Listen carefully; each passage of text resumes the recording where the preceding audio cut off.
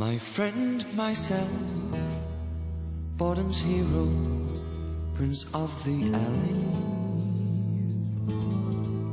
stumble falling to a winsome table in search of wine. Questo è il primo concerto. Il primo concerto ha un biglietto di 15 euro con prenotazione su internet, sul sito di Conegliano Classica, e vogliamo dire, per chi non riuscisse a prenotare sul sito, è possibile avere dei biglietti fisici presso Veneto Globe, della quale associazione dobbiamo dare forse l'indirizzo?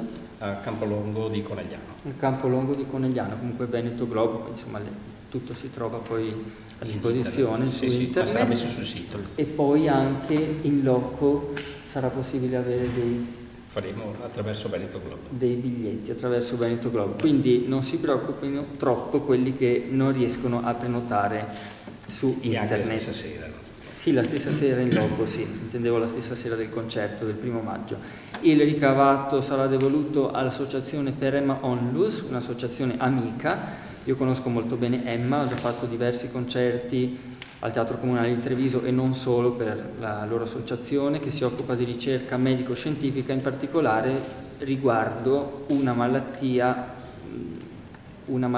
molto rara che si chiama atassia di Friedreich e che colpisce pochi casi, tra cui Emma è una di questi. Purtroppo abbiamo un altro caso anche qui in zona Conegliano, per cui siamo contenti di poter aiutare l'associazione e la ricerca in questo caso.